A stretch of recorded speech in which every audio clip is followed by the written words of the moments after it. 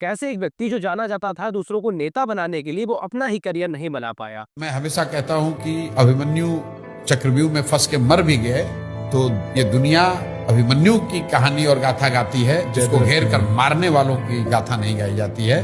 तो बिहार को सुधारने के क्रम में अगर मेरा सब कुछ बर्बाद भी हो जाए तो भी मुझे कोई चिंता नहीं है। इसको ठान लिए हैं और इस चक्रव्यूह में अपने आप को झोंका है, तो या तो इससे अब जीत कर निकलेंगे या मर के निकलेंगे, लेकिन इसको पीछे नहीं हटेंगे।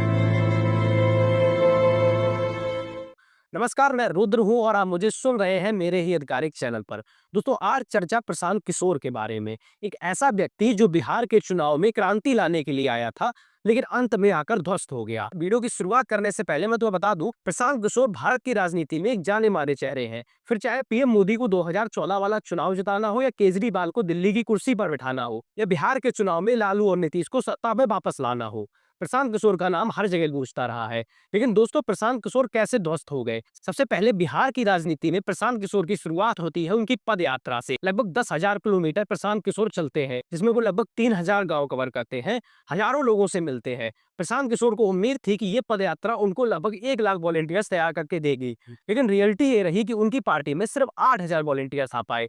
वॉलेंटियर्स का मतलब आप ये समझ लीजिए कि ऐसे स्वयं सेवक जो पार्टी का चुनाव प्रचार करते हैं, लेकिन पैसे से उन्हें मतलब नहीं होता है। और जब ये संख्या सिर्फ 8,000 रही तो पीके का प्लान ही ध्वस्त हो गया था। लेकिन पीके ने फिर भी चुनाव लड़ा और मुद्दे उठाए शिक्षा, रोजगार, विकास, जो कि आमतौर पर बिहार की राजनीति में नहीं चलते हैं। अब बिहार के लोगों को कहेंगे कि हम आपको शिक्षित करेंगे, बिहार के लोग कहेंगे कि भाई हमें खाना खाने को दो, शिक्षा तो हम बाद में भी ले लेंगे। बिहार के लोगों से आप कहोगे कि हम आपको डॉक्टर बनाएंगे, हम आपको इंजीनियर बनाएंगे, बिहार के लोग कहेंगे कि भाई आज की दिहाड़ी कितनी मिलेगी। बिहार के लोगों से अगर आप कहोगे कि हम आपकी स्वास्थ्य व्यवस्था सुधार देंगे, तो वो कहेंगे कि पहले पीने का पानी तो मुहैया करा दीजिए, स्वास्थ्य व्यवस्था तो बाद में सुधार दीजिएगा। और स्वास्थ्य व्यवस्था की बात रही तो मुझे एक छोटा सा वीडियो भी याद आ गया। बिहार में थोड़े दिन पहले एक सरकारी अस्पताल से वीडियो निकलकर सामने आता है, जिसमें एक मजदूर लेटा हुआ था और उसके पैरों में डॉक्टर साहब बिना एनेस्थीसिया दिए टाके लगा देते हैं। इसका मतलब आप ये समझ लीजिए कि पैर को बिना सुन किए उस पर टाके लगा देते हैं। कितनी भयभीत स्थिति होगी, सुनने में डर लग जाता है। जिसके साथ बीती होगी उसने कैसे झेली होगी। यार इंजेक्शन ही नहीं दिया उसको, बेहोश था यार। एनेस्थीसिया बिना दिए उसको वो कर रहा है यार, तनी वनी नहीं हो रहा है वो।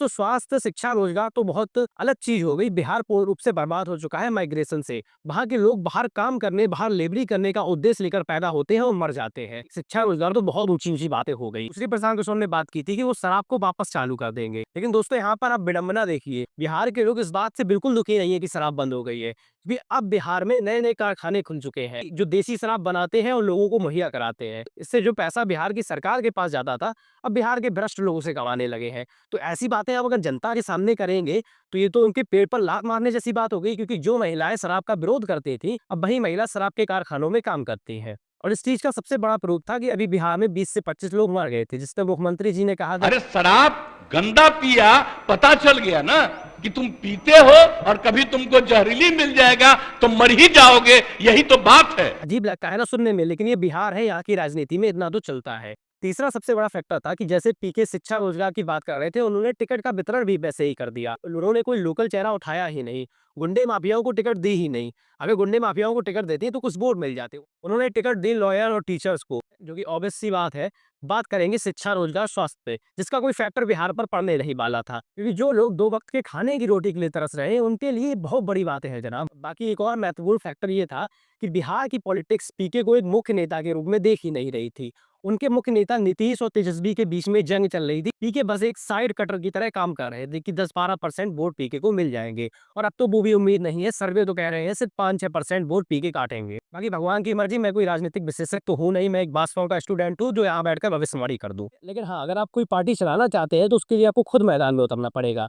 वहीं प्रशांत किशोर ने कह दिया कि भाई मैं तो मैदान में नहीं उतरूंगा, जिससे सबसे बड़ा नुकसान ये हुआ कि प्रशांत किशोर की इमेज बीजेपी के बी कैंडिडेट की तरह बन गई। मतलब लोग ये कहने लगे कि भाई ये तो बीजेपी का कैंडिडेट है, और कुछ हद तक ये बात लोगों को सही भी लगने लगी, क्योंकि बीजेपी ने ऐसा राजनीतिक समीकरण बनाया, उन्होंने पूरे चुनाव में प्रशांत किशोर के खिलाफ कुछ भी नहीं बोला। और मैं अपना एक मुख्य कारण ये समझता हूँ कि पीके की लहर जो सोशल मीडिया पर थी, वो ग्राउंड रियलिटी में कहीं नहीं दिखाई दी। पीके दुनिया के लिए भगवान हो सकते हैं, लेकिन बिहार के लिए एक नेता नहीं साबित हो पाए। और बाकी देखो, प्रसाद 2.0 बिहार में कमबैक करता है या फिर ढर्रा यही रहेगा। आज के लिए इतना ही, धन्यवाद। वीडियो अच्छा लगा हो तो वीडियो को लाइक कर देना और चैनल को सब्सक्राइब कर लेना। मिलते हैं किसी और विशेष चर्चा में।